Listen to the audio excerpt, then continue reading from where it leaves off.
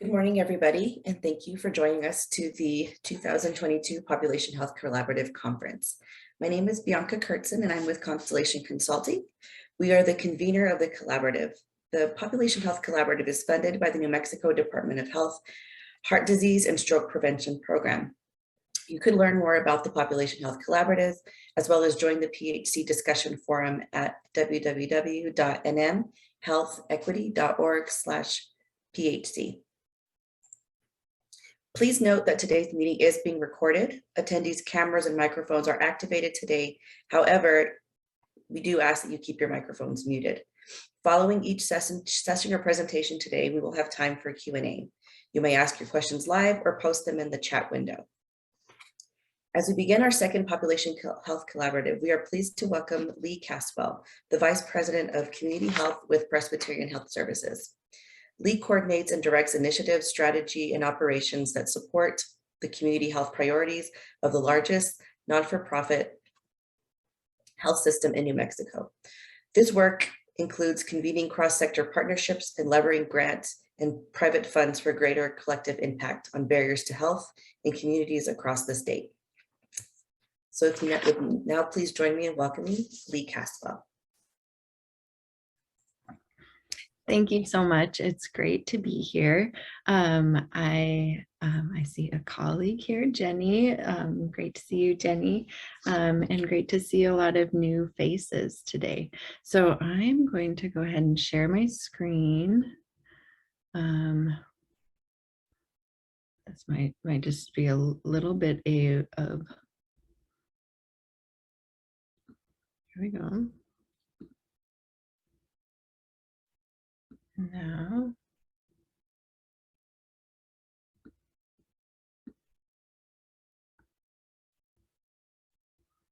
how's that? Can you all see it? Looks great. Okay, good. Thank you. All righty. So I decided, for an hour presentation, it would be really helpful if we could have some interaction. So today I'm going to focus on the work that community health does as a part of Presbyterian Healthcare Services and our community benefit. But I do want to hear from you because a lot of our role is really understanding what the community wants and what their priorities are and us being responsive to that. So we're always trying to get input from our partners. So we're going to be using Mentimeter today. If you have problems accessing this, anytime I have a poll question, the instructions will be up on here. So if for some reason you close the page, you'll be able to access it again. But if you want to log on now, you can just scan the QR code. Okay, good. I see some reactions in the corner from one person. Alrighty. 2 people, good. Okay, first question. Where are you joining from today?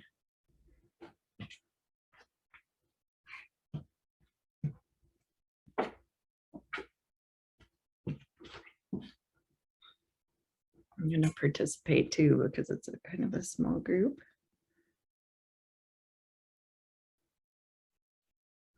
Las Cruces, Santa Fe, Albuquerque, home, good.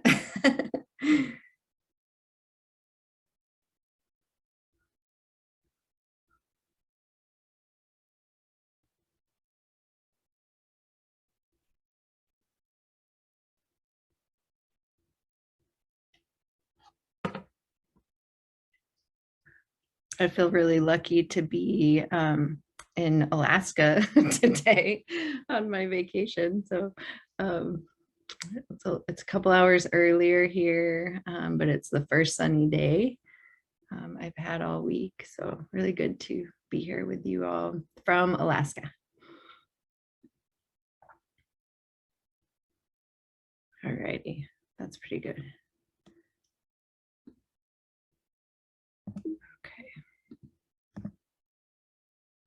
All righty. So just a little bit about Presbyterian. We are Presbyterian Healthcare Services, not Presbyterian Medical Group, although we partner quite a bit with them. Or Presbyterian Medical Services, I should say. They're a federally qualified health center. I think sometimes there's some misunderstanding about our relationship, but we definitely partner a lot with them. But we are an integrated healthcare system. We have 9 hospitals.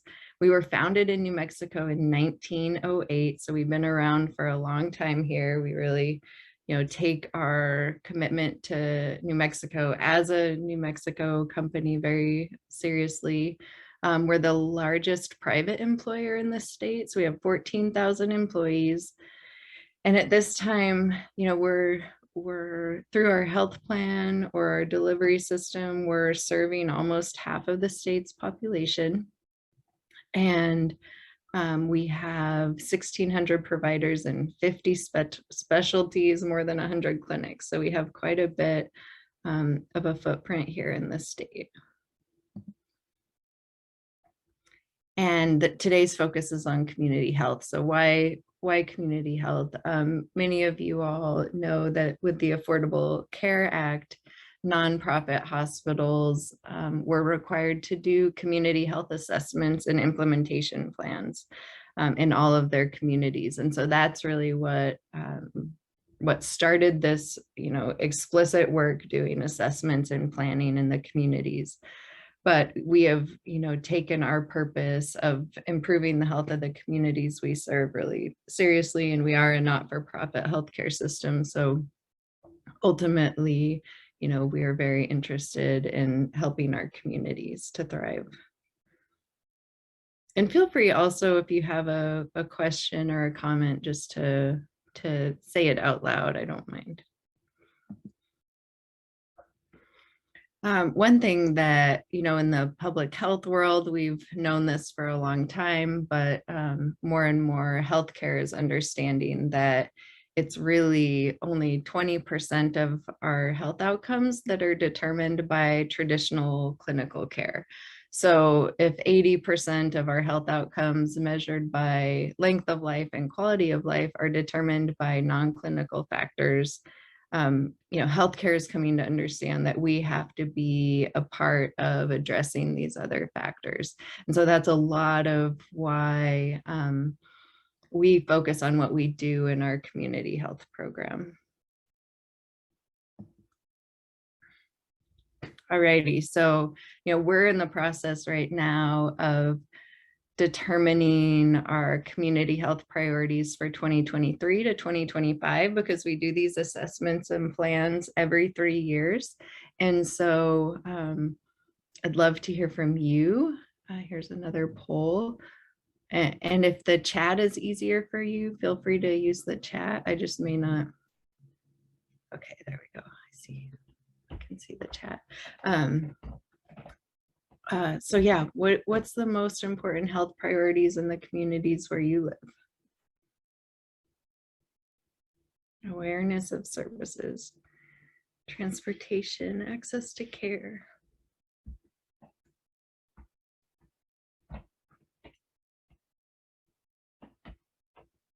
And you can interrupt to 3 in here. So if you access to primary care. Good. A lot of access.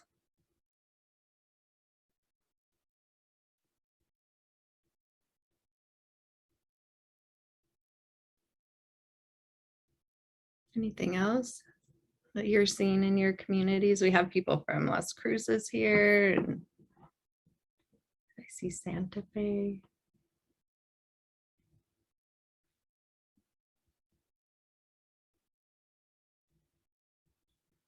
And if you got kicked out, you can just go to the top there and access the code.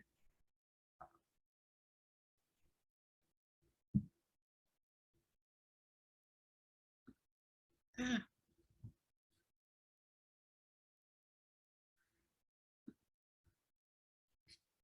Darn it. Oh, alrighty. Well, guess that's what we're getting today.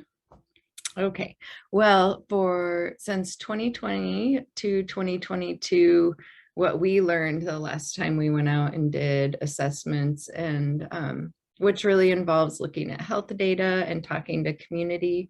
What we heard was that behavioral health, social determinants of health, access to care, and healthy eating and active living were priorities of our community. So I saw a lot of access to care, so that really aligns with what we heard. And then transportation, which we would consider under social determinants of health. And also access to care. I suppose it's really both. So, and as I mentioned, so if we're looking back at this, how we address these other factors besides clinical care, we find that our strategies of behavioral health, social determinants of health, access to care, and healthy eating, active living, we're really drawing into health behaviors, social and economic factors, and the physical environment in order to support the health of our communities.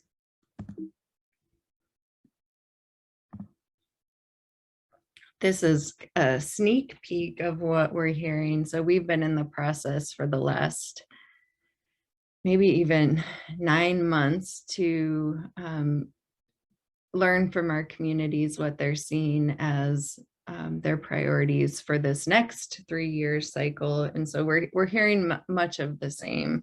Behavioral health continues to be the #1 priority in our community. As well as what we're calling social health, just to get away from the jargony term of social determinants of health, and then physical health. And so depending on the community, we're hearing that it's access to care, that it's cancer, that it's COVID. So we're really trying to be broad enough so we can be really specific about our interventions in each of the communities.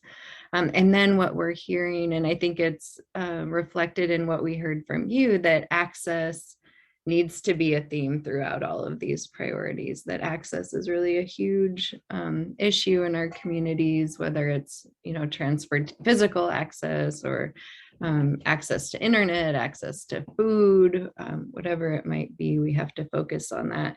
And then equity, so that, ends up being really an important concept for us. And I'll share a little more about that later, but we know that there's inequitable access to services, there's inequitable outcomes that we're seeing in our communities, health outcomes. And so we have to be really looking at our work through that lens.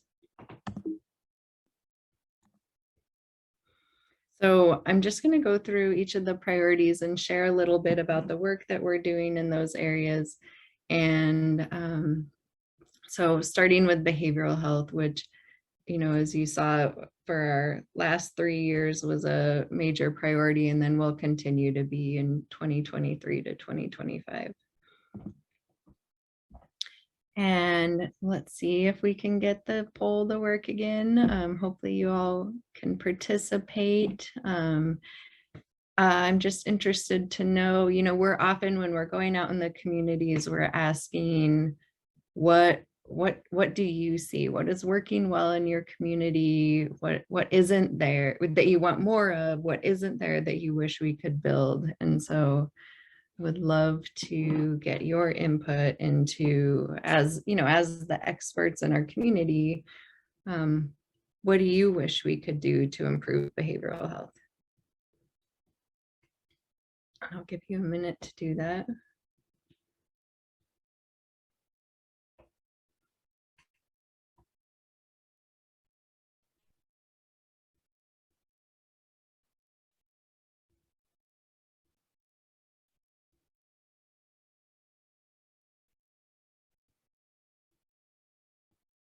Oh, good. Yay, I have 1 person, 2 people. Awesome. More providers, reduce stigma.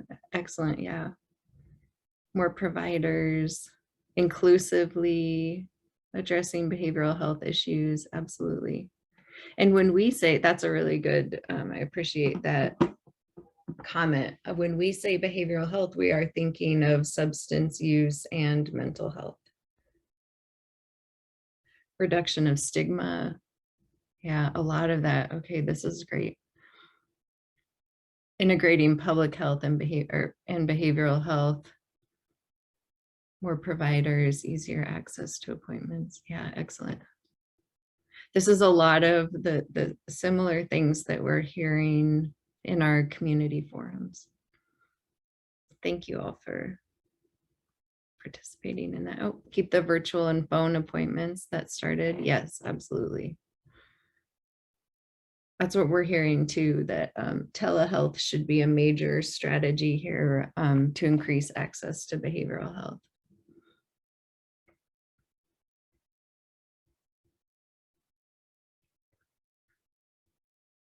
All righty, thank you. So what we know is that New Mexico has a big problem with behavioral health providers, and that's, you know, what you mentioned. And HRSA even says that only 27% of mental health needs are being met in health professional shortage areas, which all of New Mexico is considered one. So we really do have a need to improve our strategy here to increase access to providers. And what we're also, you know, hearing and what we know is that drug overdose death rates are increasing. And so, and as of 2019, we had reached our highest point in the last 11 years. So this is, you know, impacting us as individuals and our communities very profoundly. And so this is something we are definitely focusing on as a priority as a health system.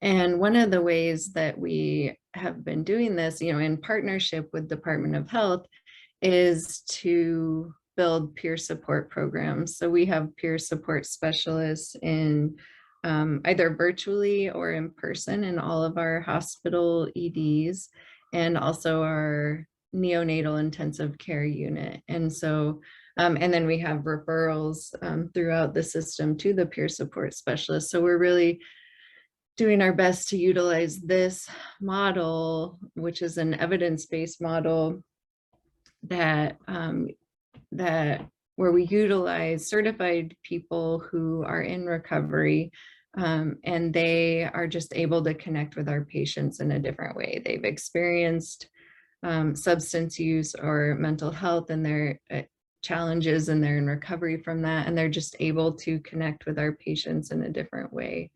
And these programs have been shown to reduce rehospitalization rates, inpatient stay, overall costs of service, and improve the use of outpatient services.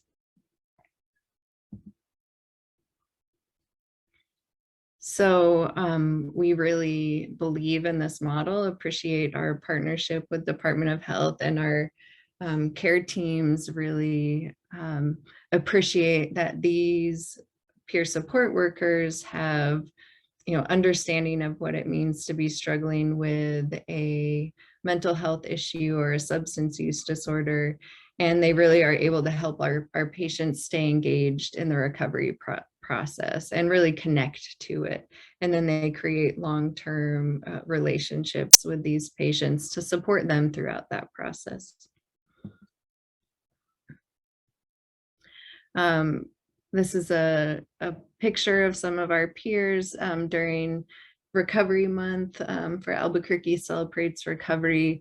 They're just an incredible group of people who, you know, find that they are also benefiting from the relationship from these patients like any other provider would, right? That you're really seeing improvements in the patients, and that just brings a lot of purpose in your work and engagement at work. So, and so I mentioned that peers have lived experience. They're just really able to connect with patients in a different way. And we're utilizing an iPad model, a virtual peer support model. So we're able to connect in some of our rural communities as a part of, really increasing access for our patients. So we started this program in 2019.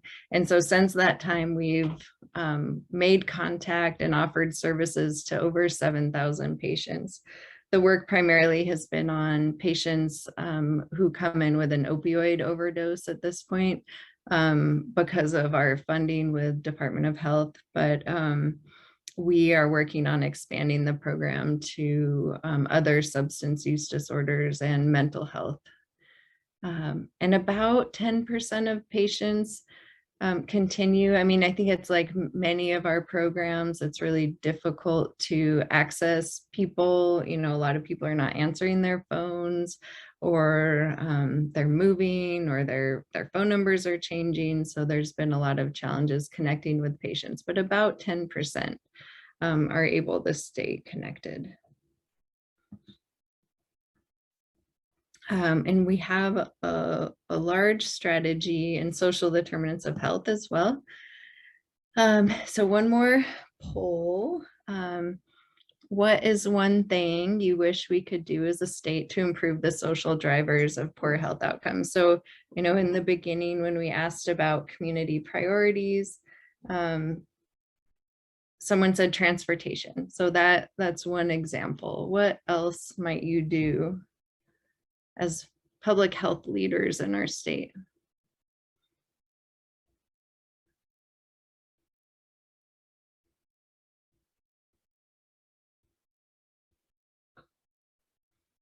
I'm keeping you awake. I'm trying to keep you awake.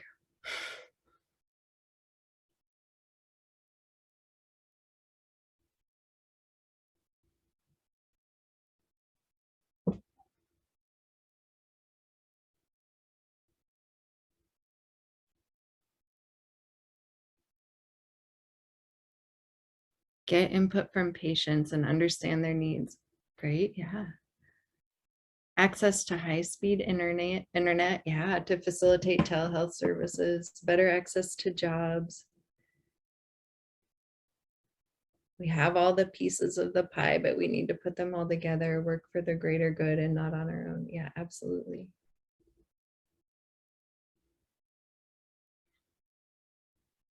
Not 5 minutes in the office, yeah. Our providers are trying to see a lot of people in a short amount of time.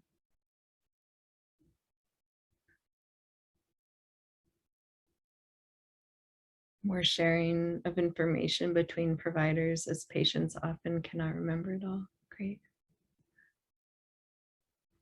Righty, thank you all. So one of our big strategies as a system has been to have a community health worker workforce. And we see the community health workers as, experts in what's happening in the community. And they're, similar to the peer support specialists, they're able to connect with our patients in a different way than like a physician might be able to. So because they are traditionally from the community, they have trust in the community, and they're really aware of what's happening, what some of the challenges are, and assets in the community. So community health worker model is is an evidence-based model, especially, where this group is concerned with chronic disease, self-management. It's something we're really committed to investing in and expanding. One thing that we did at Presbyterian was partially we received a Centers for Medicare and Medicaid Innovations grant called Accountable Health Communities, and we partnered with local coalitions and UNM, and we began, and other health systems like UNM and First Nations, and we began screening patients for social needs. And CMS is really interested in when you screen a patient for a social need and connect them to resources, do you increase the quality of care and reduce the cost of care and improve outcomes for our patients? And so the last 5 years, we've been a part of that project. So, and it just came to an end. But what it did is it allowed us as a system to scale up the screening, where we now universally screen all of our patients for social needs. And if they screen positive, they get a resource in their after visit summary and that's in their community. And so we have a directory that is, populated across the state and helps connect patients to these resources. And then we have the community health workers who provide additional support if necessary. So in the last 9 months, since we began, we've screened about 930,000 of our patients. And this is really powerful information for us in order to help to determine how we, invest our resources, what kind of care team members we need to invest in, what kind of resources in the community we want to build relationships with and invest in. And what's powerful, which I'm not sure anyone would be surprised about, is that mental health and substance use are two of the biggest needs that we're finding with our patients. You can see here, mental health is number one, followed by smoking cessation. And then when you combine that with alcohol use and substance use, you see that substance use is really number two. And then housing insecurity, financial instability. So we really see that, these are major issues of our patients and likely being underreported. So, we'll continue to do this screening, improve relationships and investments in the community in order to address the needs for our patients. I'm just going to check the chat really quickly. Okay, good. People are just making comments. All righty. And then in access to care, I saw that a lot of you put this as a priority. So if you have, I would love to hear just for a minute what ideas you have as far as improving access to care in our state. Again, using the poll, hopefully it's still just open on your phone.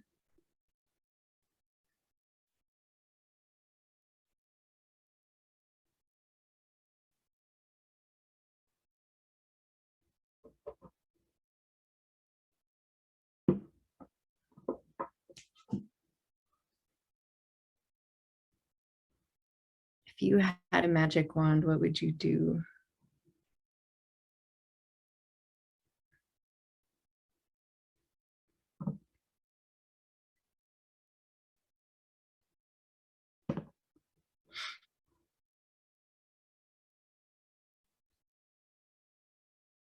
Improve transportation and online access to providers. Patient advocates, great. Oh yeah, high-speed internet statewide. I was at a conference and I learned from a health system in Ohio that is a part of their social needs screening, they're asking about broadband access. And so as a social determinant of health. And so, that's something I think would be really interesting to help to understand. I think we probably know quite a bit already about where there's lack of access to internet, but sometimes asking our patients can be really helpful. Improve Medicaid payments to primary care providers. Medicare for all. Get providers involved when we build these programs. Yeah.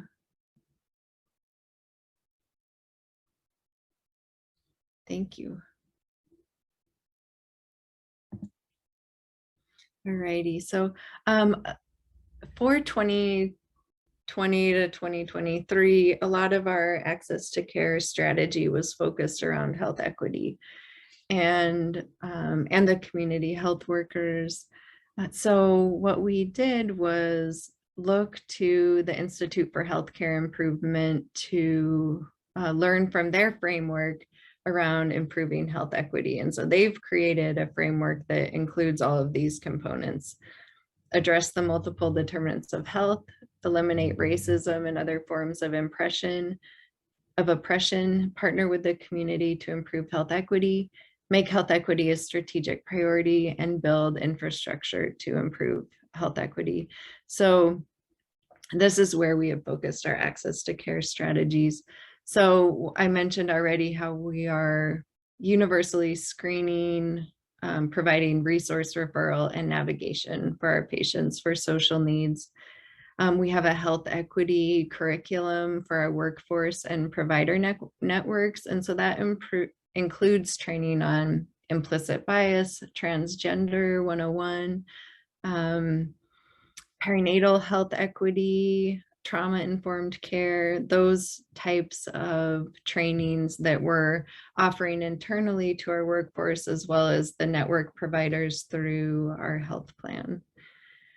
We also focused on our health equity analytics because we wanted to understand our patient outcomes in order to guide improvements in care. And so we created a health equity dashboard, which allows us to look at HEDIS metrics and then stratify by race, ethnicity, and language, and sexual orientation and gender identity.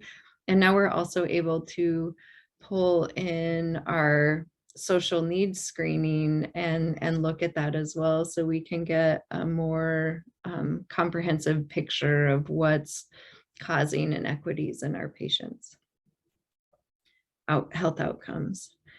We, again, like I mentioned, have strategies to improve care for those patients and invest in our communities to improve health inequities.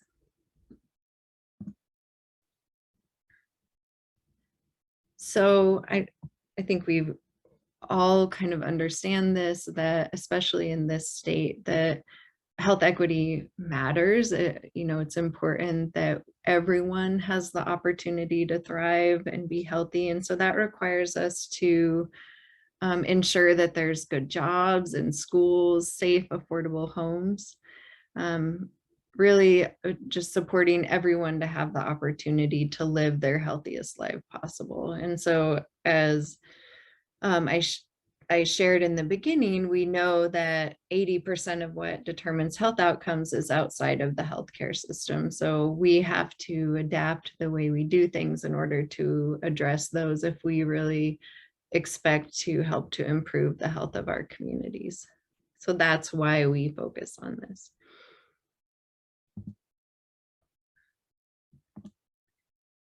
So we, for the first time in 2020, released a community-facing health equity report where we shared information about an internal assessment we did on where we were doing well and where we had opportunities to improve in increasing equitable outcomes for our patients and communities. So as I mentioned, in 2020, we completed the health equity dashboard. We focused on, the baseline work around improving collection of race, ethnicity, and language, and sexual orientation and gender identity for our patients, because if we don't have that information, we're not able to see what outcomes our patients are facing. We, as I mentioned, implemented universal screening and referral for social needs. And we continued to do collaborations and investments in our communities to support health equity. And our COVID-19 response was really focused on communities in our state that were having inequitable access to vaccine or testing or hesitation around vaccinations. We have a very large set of work focused on healthy eating, active living. From the beginning of our work, access to healthy food and investment in local agriculture has been a huge priority of ours.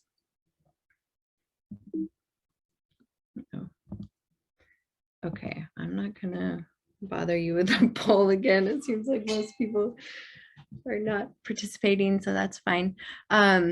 So we have, like I mentioned, a large portfolio of healthy eating, active living programs. We have and I'll go into some details around them, but we have a food pharmacy, produce prescription, a community garden at our Caseman site, teaching kitchens across our sites. We offer cooking classes, fitness classes, gardening classes, chronic disease self-management programs, and an accredited diabetes self-management program called Diabetes Recharge. So at two of our sites, we have a food pharmacy, and this was really to help our providers have a resource for our patients who are food insecure. So our providers can refer to the food pharmacy, and patients receive 6 months of weekly access to fresh produce and healthy staples. And we partner with MoGrow, which is a mobile grocery for this program. And then we have teaching kitchens at 3 different sites across our state as well, where we offer nutrition education for our patients. So some more details about the food pharmacy. We average about 220 patients per month at the food pharmacy locations, and a total of 8,000 visits in 2021. So we really are having a fairly large impact on food insecurity for our patients. We distributed 50,000 pounds of produce in 2021. And we know, and this group has brought up quite a bit, that transportation is a challenge for our patients. So we partner with Uber Health, and we schedule rides for the patients to and from the food pharmacy.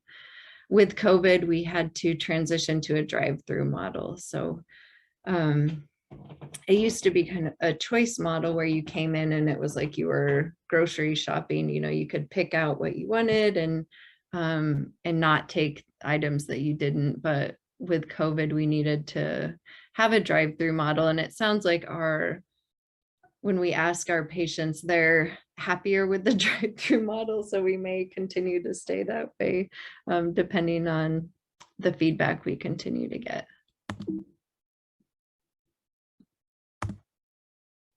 We also have a food access program in northern New Mexico called Northern Roots, and it's in Santa Fe County and Rio Arriba County. And this is a 16-week program with very similar to the food pharmacy, fruit, vegetables, and healthy staples.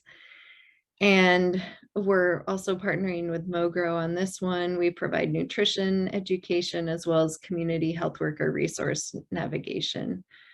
And we have a lot of partners in the state and through Share Our Strength that provides us funding to implement this program. We're focused on referrals from pediatricians, OB-GYN, labor and delivery, and family practice, because it's focused on families. We also offer quite a few chronic disease self-management programs, many thanks to Department of Health as a major partner in this work. So our self-management programs are chronic disease self-management, diabetes self-management, chronic pain, and cancer thriving and surviving. And then we have a broader set of healthy eating and active living classes that through COVID, we were able to bring all online and really increase the level of participation in these programs. So we're helping patients learn basic cooking methods and knife handling skills, food safety, recipe framework and nutrition support. A lot of times, this group is aware that, our patients don't know necessarily what they should be eating for their chronic condition. So we're really supporting them with that. And then through our active living classes, our aim is to decrease stress, improve, connect people to a community, work on, strength and flexibility, and just promote overall wellness no matter what the fitness level. Like I mentioned, we're able to greatly increase the number of classes and participants in 2021 because of our access to our online system and online classes. So we had almost 5,000 participants in 2021, which felt like a huge success. And we're also, these programs are being referred to through providers in our clinics.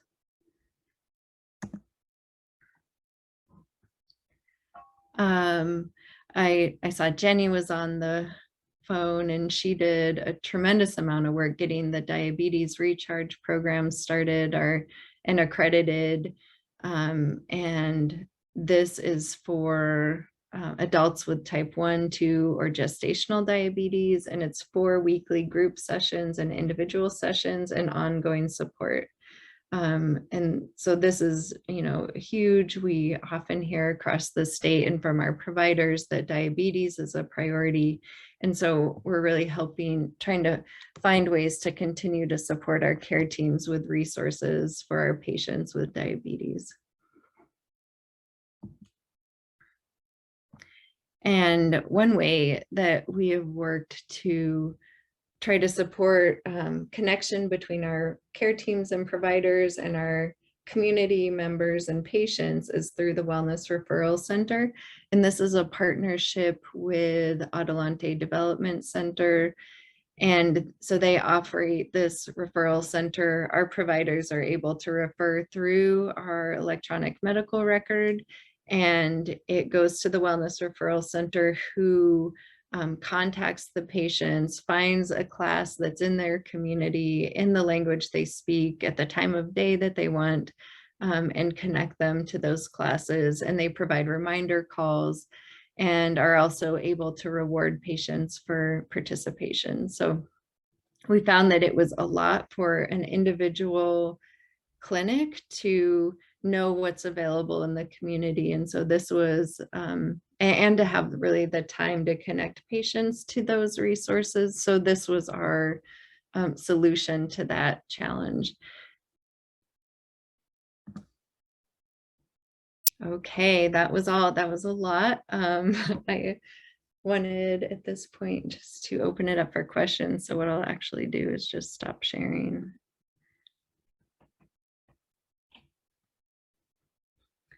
And open it up for questions. If you have any questions for Leigh today, go ahead and put them in the chat, or you can unmute and turn your camera on and ask your question directly.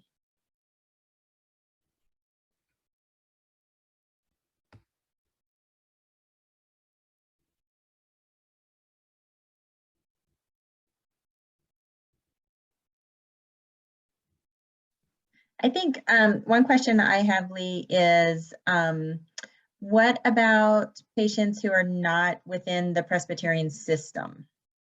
How are they supported, or what are your recommendations in terms of programs and services for them? Yeah, so I encourage Jenny to add to this, or Valerie, who were also leaders in developing these programs. But none of these have a cost. None of them are dependent on who your provider is, who your health insurance is with. So you can access the Wellness Referral Center directly and self-refer to any of these programs. So our goal has been that this is always that this is accessible to everyone. Awesome. Thank you. Yeah. What would be your best advice to smaller organizations trying to start similar programs? I think participate in what's happening with the Wellness Referral Center. I think that again was meant for any provider, any community member across the state to access. So the smaller organizations really could connect to these existing programs through the Wellness Referral Center. And other sort of similar programs like the food pharmacy and other types of food access programs, I would say, again, that collaboration piece, certainly reach out, and we're always happy to share, what we've learned from the programs, and all of the things that we failed at and that we've learned from, and other organizations across the country have also written up some of some sort of white papers on this type of work. So there's a lot of resources out there on how to set them up. Plans for Las Cruces or Southern New Mexico program expansion. Well, some of these are, would already be available there because they're online. We don't have any delivery system sites in Southern New Mexico. So as far as, programs that are on the ground there, I don't know that we have any immediate plans, but we do have, community health workers and peer support specialists through our health plan who are already based out of Southern New Mexico. So certainly making connections with that group would be an option. And we're also, this is Valerie, we're also setting up, we're in the beginnings of contract conversations with Memorial Medical Center there in Las Cruces to provide peer support virtually. So similar to like this Zoom meeting, we could provide peer support to somebody who is experienced an overdose or has a substance use problem. Thanks, Valerie. Challenge.